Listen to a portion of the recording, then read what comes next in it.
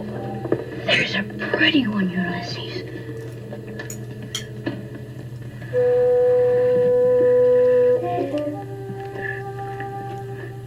There it is.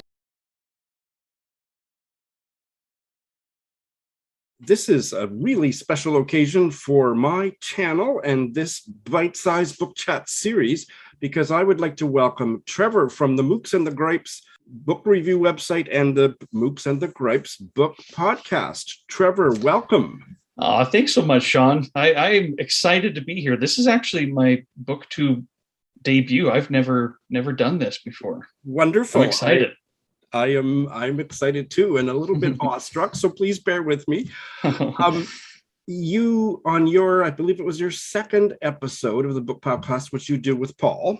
Mm-hmm. Paul has already been a guest, I think, on my second episode of this series.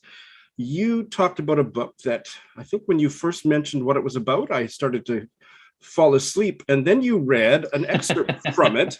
So I have it and you have it. I'll hold it up here. Rachel Eisendrath's Gallery of Clouds.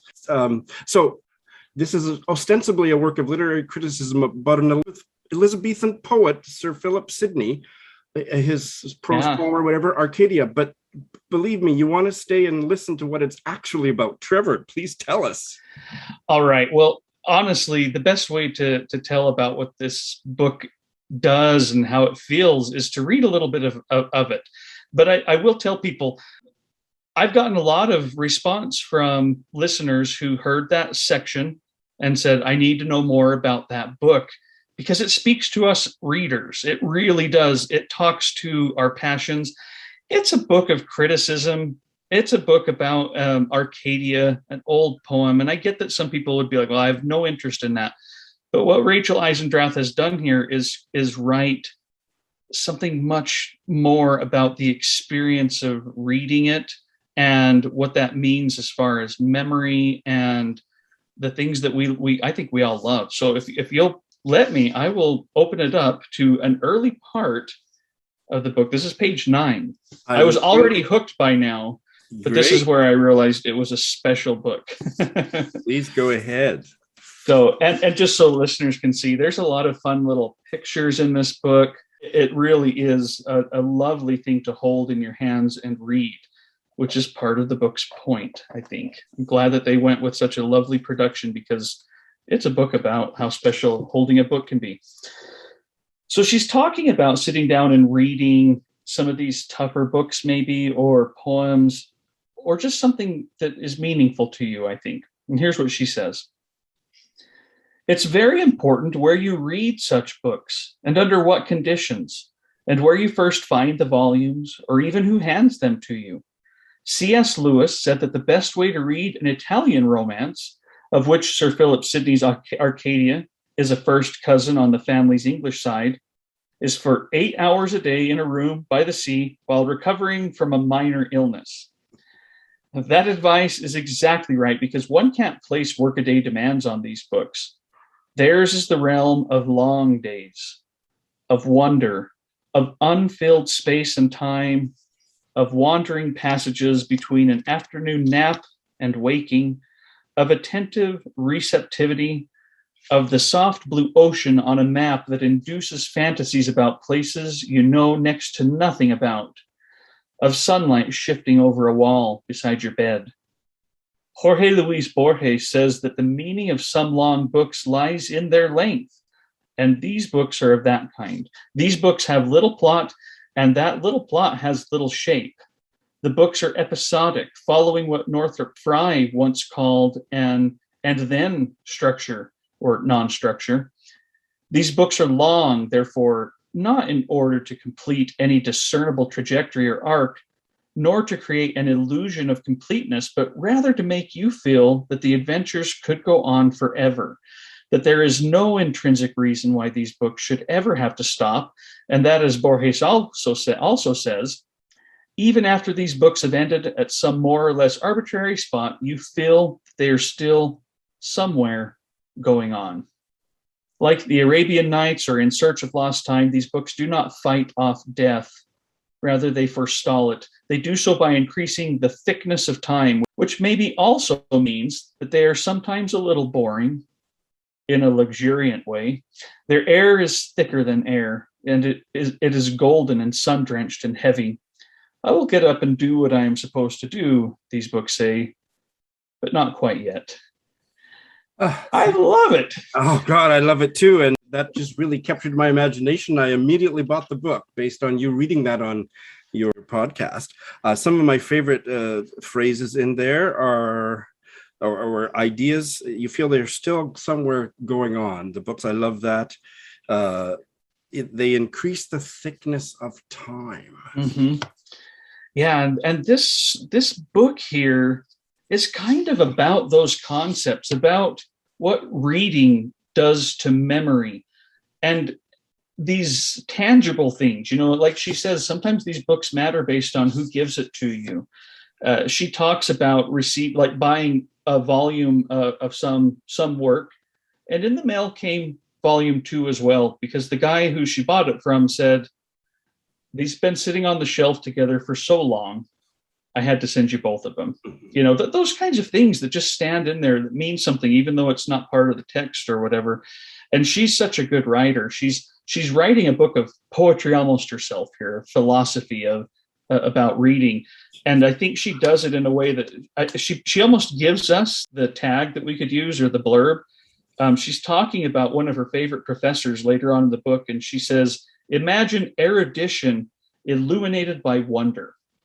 Well, that's which fabulous. Is awesome. That describes her prose to a T. And I don't want to really come out and say to anybody before they commit to reading this book that it's written by an academic, because it is not your typical academic prose at all. Yeah.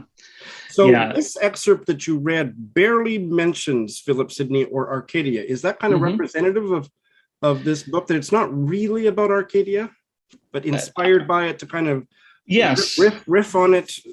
I think that's the way to put it. It's more about how this exercise of her studying and reading Arcadia has led to all of these other insights about knowledge, memory, time, reading itself. And it is about Arcadia, but it really is almost about encountering it, which we can all use to say that about another book that we've encountered. Maybe it was Proust or something like that just seems to be almost your own life in a way. I remember you saying on your podcast that it opens with a dream about Virginia Woolf, which was fabulous. And there's stuff about Willa Cather and you name it. She seems to really be digging into this idea of this gallery of clouds. I mean, what does that represent? And I think it's just thinking and the joy of going after something that might change soon, whether because of time or you'll realize maybe you were just wrong about something that you once loved or didn't. Maybe in a good way you were wrong about something and came to love it later. But about the mutability of time and memory, it's really a special book that just helped me feel those big spaces in my own life, which I think all of us have the idea of these special reading days, these 8-hour reading days that are very difficult to have, if ever. But they're things we strive for because they are meaningful. And this book really touches on some of the reasons why. Should say this is a new book out this year from NYRB. And it is a beautiful book. Have you read Arcadia? And if not, did this make you want to, Trevor? If I ever read Arcadia, I guarantee it was only a snippet. Even if the whole thing was ever assigned in college or something like that, I know I never read the whole thing. And if I read any of it, it was just by a snippet. But yeah, this made me want to. It made me kind of think, I might not get as much out of it as Rachel Eisendrath does, but I'll still get out of it what I get out of it.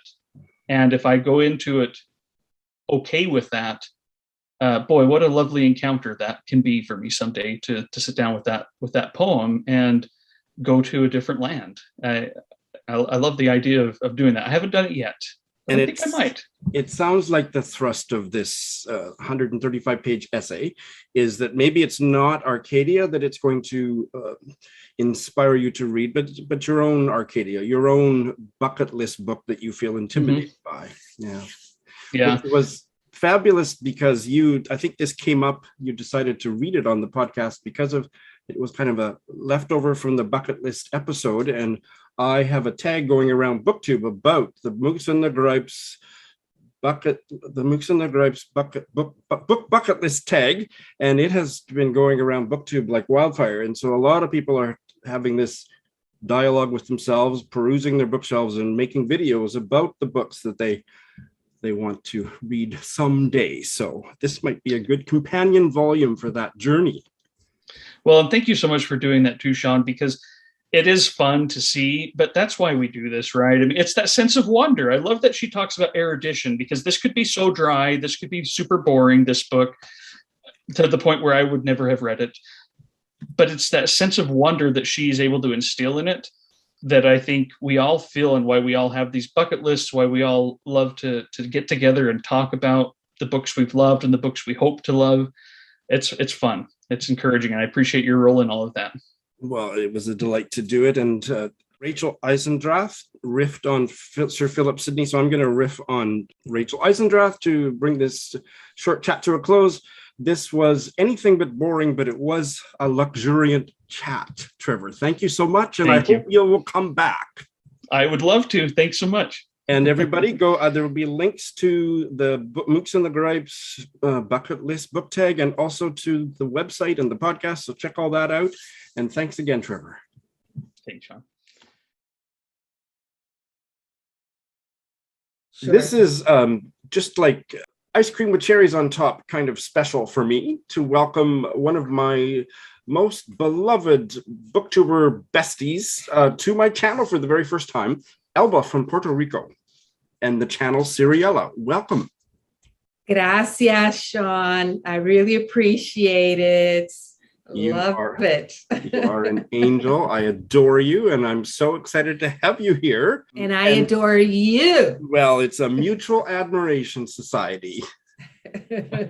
So Alba deserves exponentially more subscribers than she has. So you must go check out her video. And I haven't asked her permission. I'm just going to go ahead and do this. I'm also going to link to one of my favorite booktube videos of all time, which is Alba's video about book hauls. I'm not going to tell you why. I don't do hauls. I'm not going to tell you why it's special. And I'm going to have to do a part 2 of that. Did you know? I'm not surprised. And it's a gem. It is one of my favorite booktube videos ever. So I'll put a link to that specific video as well. And I dare you to try not to fall in love with Alba after watching that video. I saw on Instagram that Alba was reading a book of short stories by a Puerto Rican writer, The Battle at TITA'S House and Other Stories by David Delgado. And there she has it. Yes. And it sounded interesting. And so that was my excuse to finally get her on my channel. So please tell us about it, Alba. You're so sweet, Sean. Well, I was surprised. I was surprised by David Delgado's book. David Delgado, I met in the University of Puerto Rico. When he was a freshman and I was a sophomore, we belonged to a group of Aspida members. Aspida was an organization, a nonprofit organization that got scholarships to the University of Puerto Rico for students, high school graduates of Puerto Rican descent, so that they could study at the University of Puerto Rico. I was in the first group and David Delgado was in the second group. At that time, David Delgado was a scrawny little freshman with a clownish sense of humor. His nickname was KJ from Karate Joe. He didn't have a body of a Karate Joe. So yeah, that was his sense of humor. And I was delighted to see his sense of humor still here. Now, David Delgado, you have to know that he went back to Chicago and became a judge in the family division. He retired in 2011. As I've seen often here in Puerto Rico, and apparently there in the United States also, lots of lawyers write. And this is what David Delgado did. And he is a walking storyteller. And that's what I saw in the first story. That's why I had to post my Instagram, because I had just finished reading that first story. The first story is called The Telegram Man. Oh, I have to tell you that this little book is apparently written for or high school seniors or college freshmen. It's a very, very simple language. And in his introduction, he makes an invitation to the students to read everything that they can get their hands on. And at the back, it has questions for the reader, comprehension questions for high school students. But what I loved is his sense of humor and how he captured in that first story our culture and our traditions. I had no idea that David Delgado, had so many experiences in our rural area of Puerto Rico. The Telegram Man is the story of the neighborhood watches the Telegram Man arrive with his little satchel. And I don't know if you in Canada had the same impression of the telegram. When you receive a telegram, it's not good news, right? And that's what we usually associated here in Puerto Rico with the telegram. So the Telegram Man leaves his car at the bottom where the asphalt meets the dirt road. And the dirt road goes, through the neighborhood. And all the gang of young boys, 11-year-old, 10-year-olds, are following the Telegram Man and also announcing to all the neighbors up along the dirt road that the Telegram Man is coming. And we see the reactions of each of the neighbors, right? As the Telegram Man is trudging along, perspiring under the hot Puerto Rican sun. And everybody's, imagination running wild about who is going to receive the telegram and what the telegram is going to say. It is so heartwarming, the story. Sounds yeah, the neighborhood ties, and the author keeps telling us different details about the recipient of the telegram and what has happened in her life and how many children she's had and how those adult children have left. They're all in the United States, and especially one of them who has never written and never gotten into contact with her.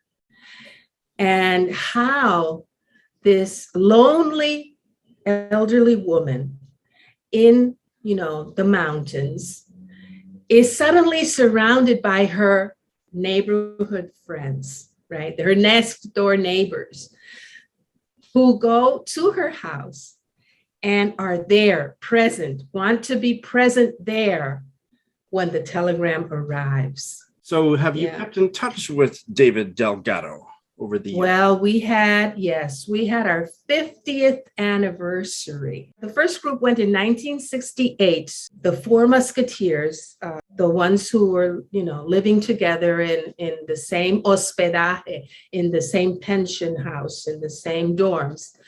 We got together in Chicago in 2018, And David Delgado was kind enough to take us to dinner in a Northwest Side restaurant.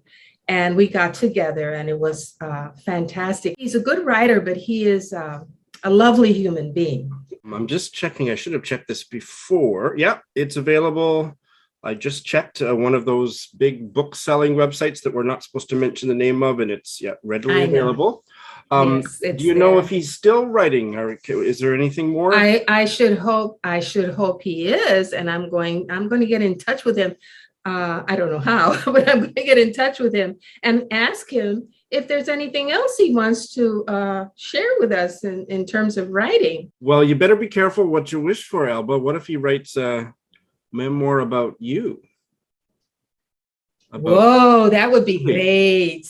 that would, and if it's a bad one, then, if it's scandalous, then I can spill the tea and write my own. You can, answer, the War of the Memoirs. Right? There you go. Well, the War of the Memoirs. The War of the Memoirs. This sounds, I'm definitely going to check it out. Alba, Okay. This has been fantastic talking to you. You will come back, right? If I'm invited, absolutely, You will be I will invited. come back. I can see a half dozen books on your shelf that I want to chat with you about. So Great, wonderful. We can do that anytime. Take care. Love you, Sean. Thank you, my have no dear. idea how you inspire me and so many other people. Love you. Te quiero.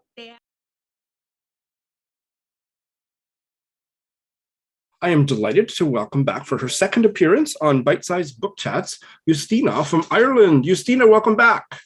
Thank you so much for having me, Sean. We just had a fabulous chat offline about all the things we have in common, and we're not going to tell you about any of them because it's confidential information, but we had a really fun chat. So, Justyna, you recently read and gave 5 stars to a book that had been kind of on my radar for several years. There's buzz about it because a movie is being made and maybe coming out soon.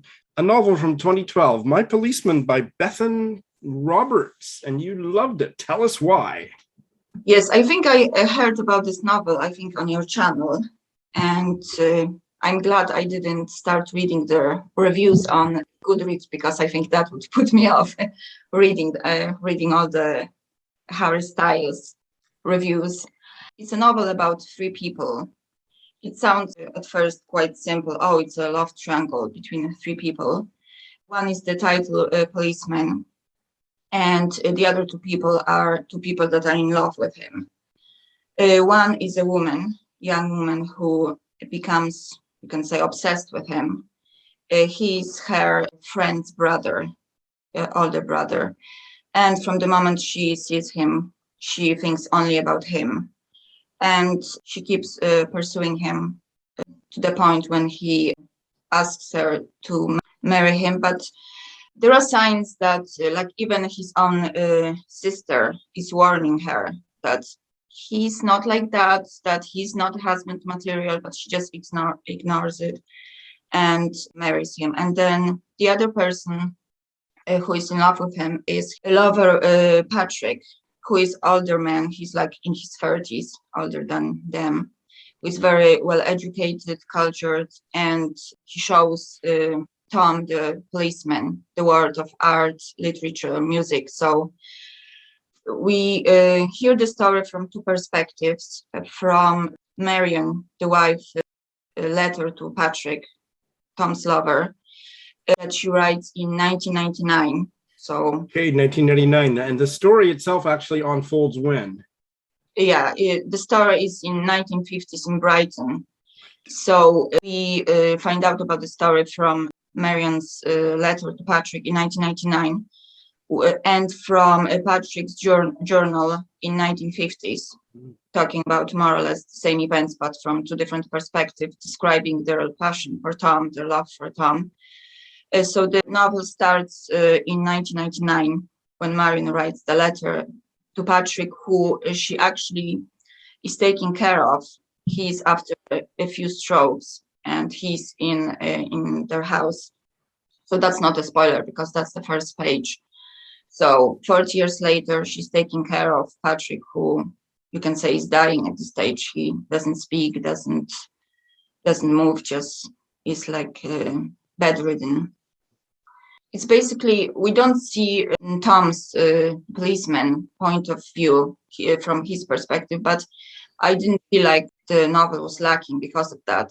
I think both of those people, especially Patrick's perspective, like show what Tom felt and what his passion was. It definitely wasn't Marion, the woman he was marrying. It was very obvious to me that he was marrying her mostly because it was 1950s Brighton, and being gay, it was still illegal. You would go to prison if found out. They meet with Tom. He paints Tom's portrait, so that's how they start meeting, and then like passion between the two of them develops. I see the synopsis on the back cover or whatever on Goodreads alludes to some kind of tragedy, so we're not going to get into that. But would you say overall that it's a tragic story, or does it have moments that are lighter or more? Very, very sad. To me, it was sad to the point, and it doesn't happen to me often. Like on the last few pages, I almost started crying, which doesn't happen to me often when reading books. The most beautiful point of this novel was the language. I really like the language. I noticed that more and more, the older I am, I think the language, the literary language is more and more important for me in novels. Well, I'm all the more excited to try it. It's been on my radar. I think I first heard about it from Simon Savage. He has a booktube channel, but I used to listen to his podcast, The Readers, many years ago, and I think that's where I first heard about it. Now, I don't know anything about Bethan Roberts. Do you?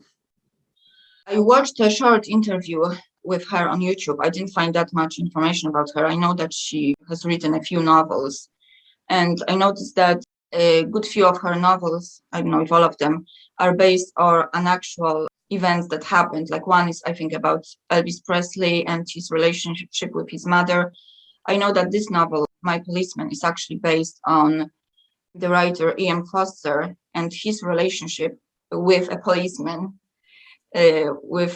called Bob Buckingham, and who had a wife called May. So it's very, very similar, the story of a cultured man, older man, and working class policeman, and who has a wife. So it's a very similar story in that sense. So she would have transposed the setting much later, because I think by 1950, Ian Forster wasn't up to too much mischief, but I don't know.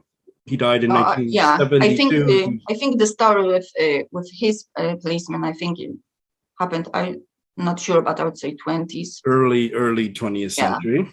And it also, the plot of this also reminds me of a novel by the gay British novelist that was a contemporary of Forster's, but unlike Forster, he was out, J.R. Ackerley, and his novel, which I just read a couple of years ago, very similar storyline. I think I heard about it on your channel. We Think the World of You, it's called, and it has also been made into a movie, I believe, which I haven't seen, but I love the novel better than the 3.64 Goodreads average rating I get. It was a 5-star read for me, so you might enjoy that.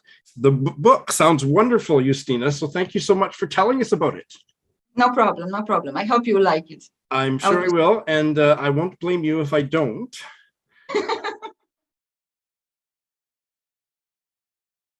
Well, I would like to welcome to my channel and to Bite Size Book Chats, Vinny from West Orange, New Jersey. Vinny and I know each other somewhat from Litsy back in the day, and we've even exchanged books with each other through the mail, and here he is on Zoom. Hello, Vinny. Welcome. Hi, Sean. How are you? It's great to be here today. Great, and it's so nice to finally meet you.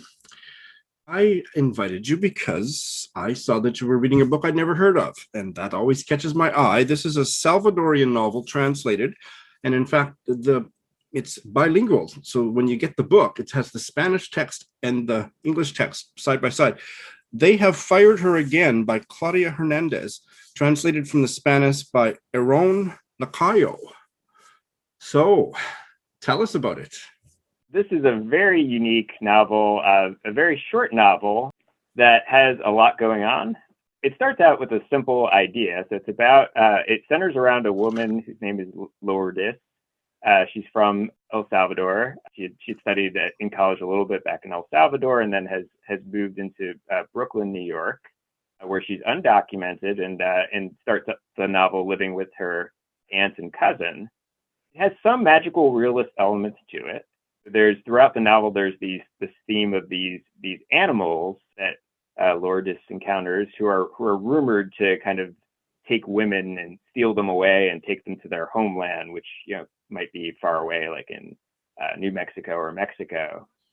And so she encounters some of these animals throughout the novel.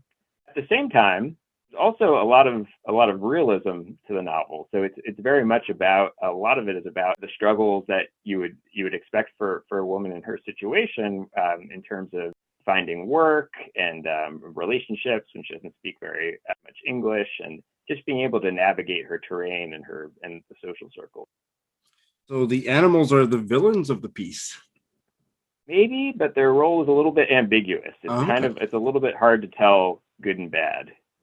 And without giving anything away about this story, is there kind of allegorical are they standing in for some kind of people, like human traffickers or something? Such a good question. I actually don't know. Usually I come away from novels like this and I feel like I have really good theories about what these sorts of things represent. I think it could be something like that, about like human trafficking. There is like a little bit of dread associated with them, but they're also kind of pitted against a different magical element that emerges later in the novel that I won't spoil. So it's kind of these like dual magical things that are happening in a novel that's otherwise very realistic. The whole novel is about how she's in this situation and trying to tell whether she can trust people, and like whether people's advice is something that's good advice that she should take, or whether she should kind of be cautious about it.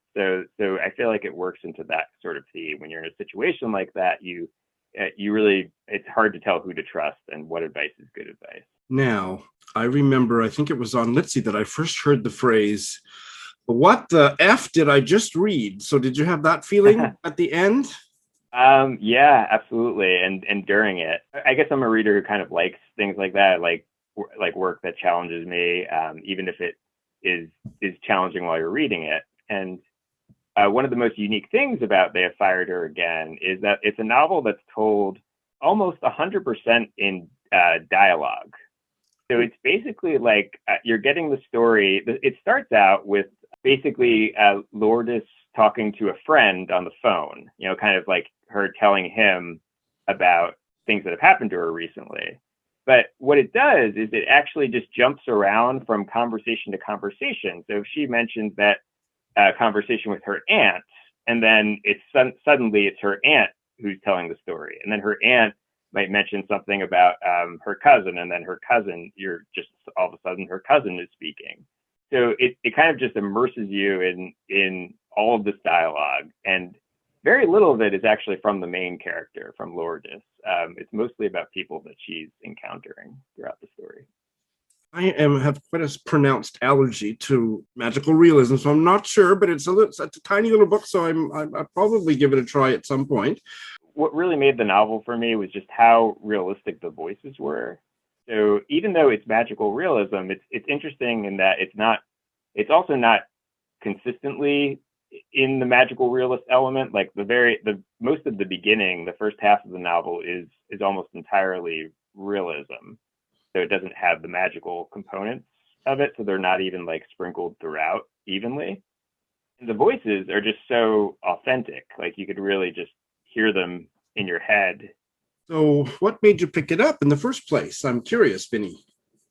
Yeah, this is actually from a Google search, because a lot of times when I look for translated novels to try, and I'm just looking, I feel like I've read so few from around the world. It's only something in the past couple of years I've started to try to do more. And so for this one, I was literally just doing a Google search for authors from El Salvador. And so, get a bunch, and then there's some that don't have work that's translated into English. And this was one that I saw that just sounded really interesting. So, and it's a small press that I've never heard of. Sangria. I hadn't heard of them either. They publish, I think. Chilean press. Is it a Chilean press? Okay. Based in Brooklyn and also in Santiago. Mm-hmm. Interesting. Yep. Okay, we'll put a link to the publisher's website in the show notes. Vinny, thank you so much, and I hope that you will come back and tell us about another book very soon. It would be great. I'd love to. Thanks so much, Sean. I really appreciate this conversation.